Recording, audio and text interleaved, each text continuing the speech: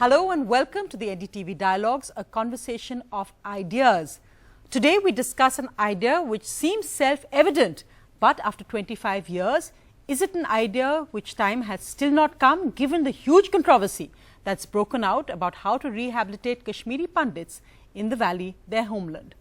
Amid all the sound and fury, are we losing the sanity needed for calm discourse and solutions? Are valley politicians giving in to the separatist blackmail? Joining me for more on this is Muzaffar Baig of the PDP, also former Deputy Chief Minister of Jammu and Kashmir, Heena Shafi Bhat of the BJP, Dr. Sameer Kaul, cancer specialist, also political analyst. He just left the PDP a short while ago. Dr. Amitabh Mattoo, well-known academic. He's also a resident of Srinagar currently. And joining me from Mumbai is Anupam Kher, actor, and of course someone who's come out very strongly on the aspect of Kashmiri Pandits. Thank you all very much for coming in. Anupam Kher, you addressed that press conference and the words you used were very strong. You said, I am a minority in this country who has no voice. I am here as a victim who wants to raise his voice. Why do you think the time had now come 25 years after Kashmiri Pandits left the valley?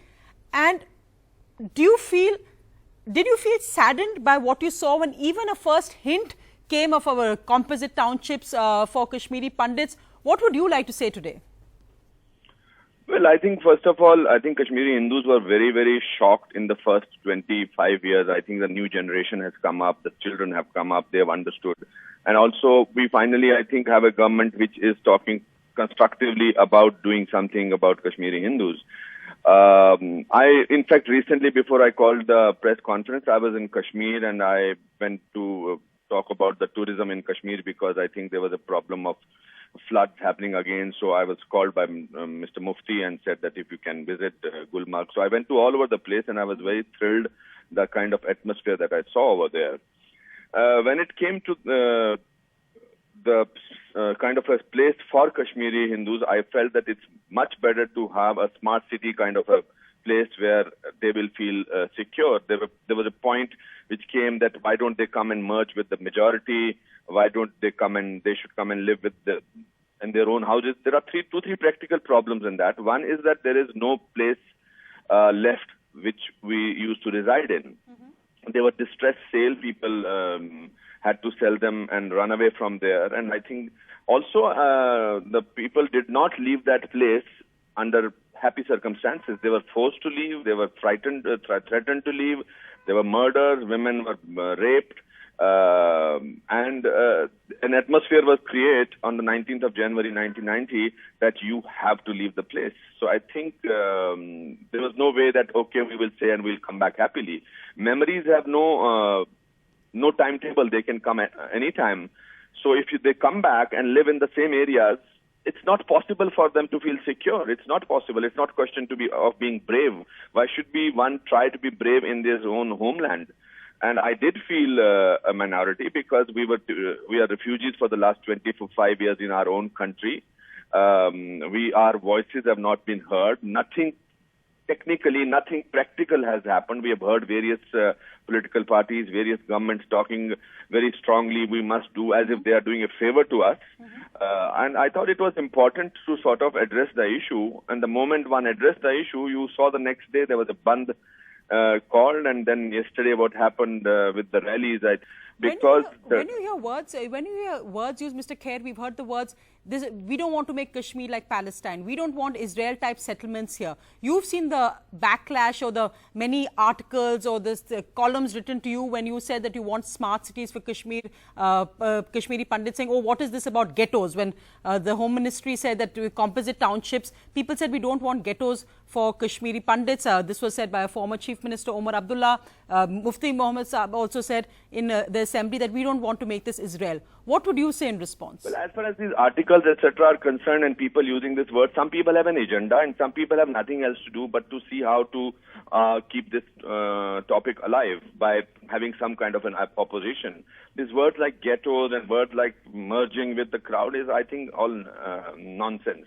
Because we are the largest democracy in the world, and yet we have been thrown out of our own houses. These are to divert attention, and I don't want to pay any attention to them. I think the government, I will only urge the government to go ahead and do something about it. There can be millions of various possibilities where people are saying this should not happen, that should not happen. Then 25 years, that should have not happened. What was that? Mass massacre. There was mass exodus of Kashmiri Pandits. There was a mass rape, murder. Now they are talking also about, oh, our people died so many. I think death of one person is a tragedy and death of many people is statistic. Somebody has said that.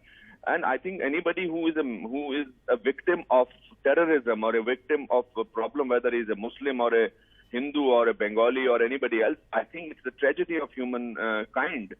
But to use these words are diversions. There are some political analysts, there are some political people, there are some political pundits, or there are some pseudo-intellectuals who have nothing else to do but sort of say, let's coin a new words, and the media catches up those words, and the discussion starts on those things. So it becomes a vicious cycle and no one looks at what can actually change. Finally, Mr. Kher, we have a panel here of different people, different perspectives, and I have two politicians with me, a very senior politician, Muzaffar Baig from the PDP, a senior Valley politician, a young BJP politician from the Valley, Heena Bhat.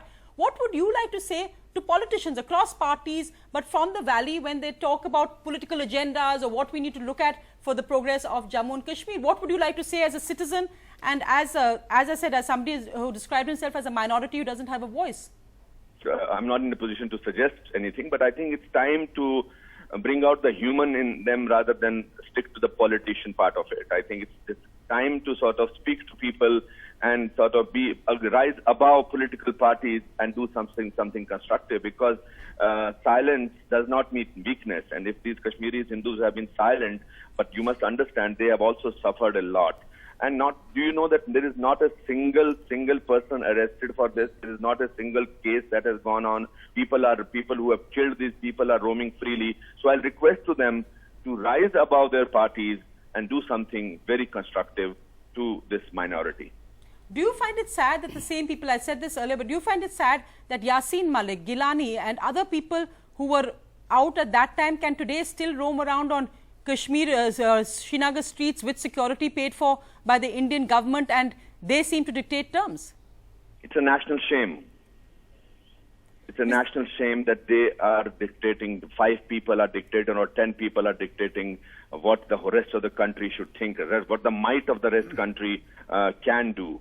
I think, but I'm sorry to say the media has also played a very important role by every time taking cameras to these 6 people. I always say that if you ignore them for 1 year, their existence will diminish for the rest of our times. Mr. Kher, I have to say that I do agree with you on that point, but thank you very much for joining us on the NDTV Dialogues. Thank you for being part of this. Baig Sahab, thank you so much. Your response. Yes, Mr. Kher, Adabaras. Believe me, when I heard yesterday that you will be participating in this debate, I not only agreed, but I was very excited. I have never met you, but I do know that the first time Mufti Saab went to Bombay in 2003 earlier, you were there. He told me you were in the audience. And when Mufti Saab was talking about the development progress piece, about Jammu and Kashmir, you did raise the issue of Kashmiri Pandits. Yes. And when he came back, he told me that he was speechless. I don't know, but this is what he told me. And I said, why were you speechless? He said, I was speechless because I have never felt closer to Muslims than to Pandits. For me, Muslims and Pandits have been the same. But I was speechless that as a matter of fact, even though thousands of Muslims, innocent Muslims were massacred, yet Pandits, by virtue of having to leave Kashmir by force, by humiliation, by intimidation, is a situation that I could not answer. That I was speechless, this is what he said. As far as I know, Mufti Saab, give him some time. I still believe that he will seriously do something about this tragedy. This is no favor. If somebody says that it is favor from Pandits or a certain community, then they are myopic. But so far as political will is concerned, I am sure that we will be able to generate that political will. But we will need the blessings of people like you. your active participation, that we have a civil society, Kashmiri Pandit civil society that is to be prepared, Muslim civil society that is to be prepared. Politicians on their own neither have the courage, I'm sorry to say, nor have the resources to solve this great problem. It can be solved only with the participation of all Indians, particularly Kashmiri Pandits and Kashmiri Muslims. Thank you for, I think there is a certain amount of complete genuineness in you, and I applaud that in a politician to speak so genuinely. I believe you, and I must say that when Mufti Saab called me up 10 days back, he did remind me of 2003 incident which happened in Kashmir, and whatever I spoke to him about, I believe in him.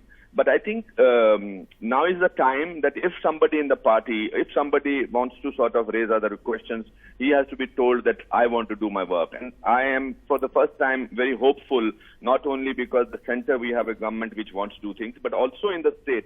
And I genuinely appreciate and thank you for saying that. And when I talk about this issue, I do not talk only as the representative of Kashmiri Hindus. I also talk about the lakhs and lakhs of Kashmiri Muslims who have suffered because of this problem. Because whatever it is, the point is that when you stay in such places, they become part of your psyche. And I'm very happy to hear what you said. Thank you very much, sir. And I hope that both of us together, along with millions of people, can come up with some solutions. Dr. Kaul, if you can come in, because you've actually left the PDP. You left it because you said you were worried by what had become the ultra-right agenda of perhaps a compromise in ideals. Are you confident that this government can actually deliver? Why were you worried about the ultra-right agenda? I just felt that although it seems that opposites attract, and one would hope that in the real sense that happens, because the two parties which form the coalition in J&K today are opposites in mandate, in ideology, in composition. And when these two come together, although it looks as if there is a possibility that they can override what couldn't have been overridden earlier, and would have the, but a lot depends on whether that actually happens. One would hope that they get together and rise above the mundane, and particularly above political brinksmanship.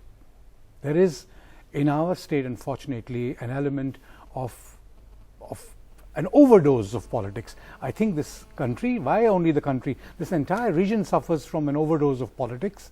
If you just scan your channels and scan the newspapers and scan your everyday lives, there isn't a part of your life that is left untouched. Particularly in Jammu and Kashmir, being a sort of a conflict area, there is this element of overdosage of politics, and there is political brinksmanship at all levels and all quarters. Now this issue, although politics has a role, but positive politics has a role, something that politics of conviction has a role. To be very frank with you, I hope that he does. And let's say, for the time being, like I said, that one doesn't live by bread alone. One lives by politics, one lives by sociology, one lives by finance, one lives at all levels.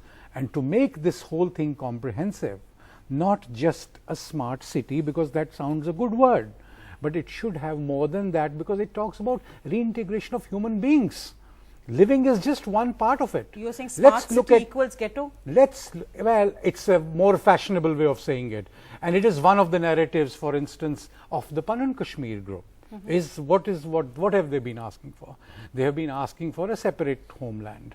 And now you may call that homeland as a smart city, you may call it a ghetto. You have something like Jagti already, which the previous government combined has put in place. What is it? It is an exercise in one community living together in one place without a mixture.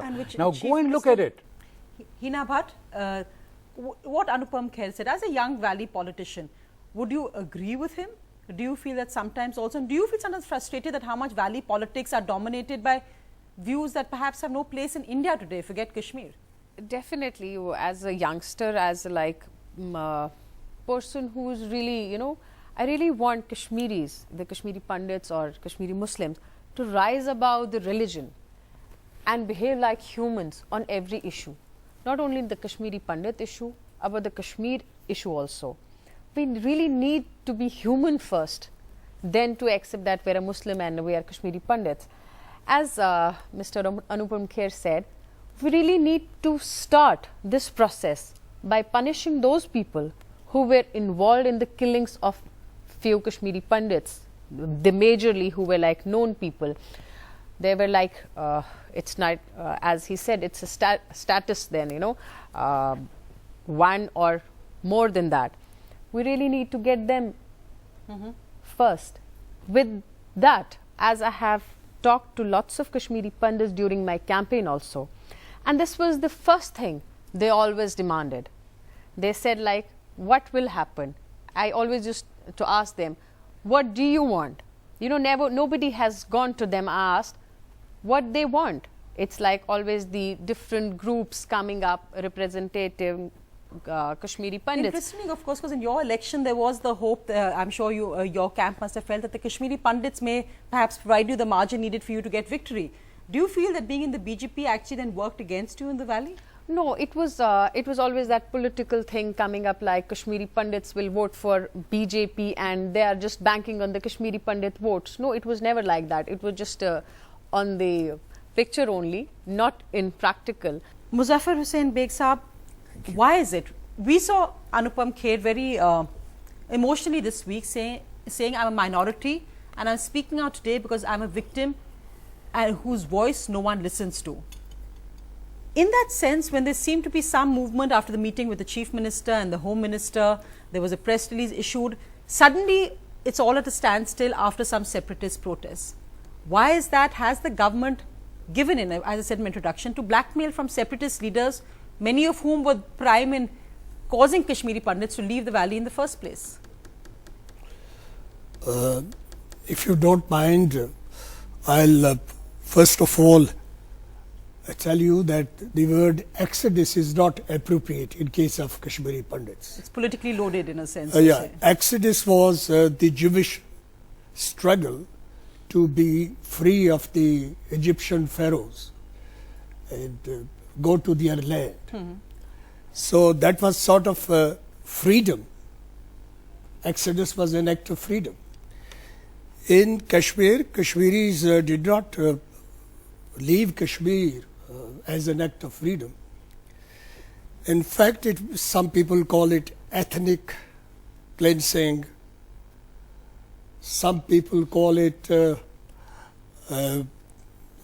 Muslim fundamentalism or whatever you say it.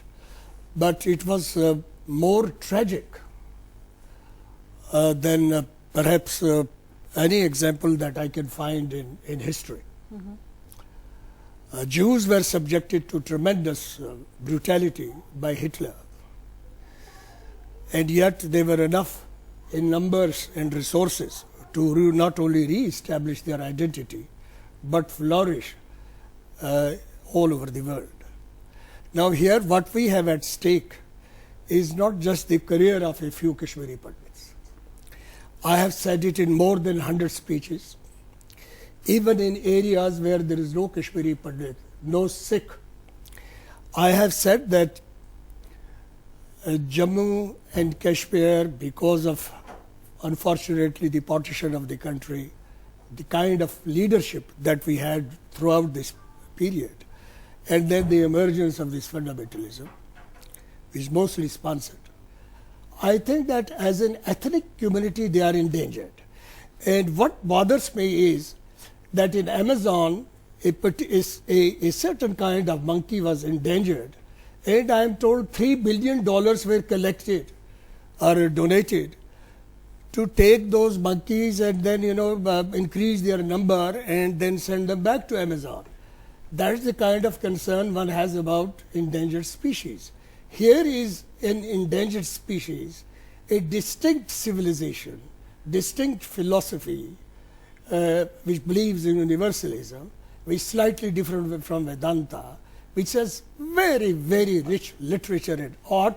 It is endangered, and we take it as a few numbers, how many Pandits? No, 3 lakh Pandits. So what? They can neither make a government nor not make a government. That's an interesting philosophical answer, though that analogy I have to say of the Amazon monkeys, maybe some which some may even object to, But that's philosophy. Oh, I'm saying that human concern focused on concern must be universal. No, but my point is that, it sir, must be universal. Why should it not be there for Kashmiri Pandits? I'm going to bring in Heena Bhat on that point, because we've seen schemes announced in earlier governments which have offered jobs in some form. No Pandits actually came forward to even take up those schemes.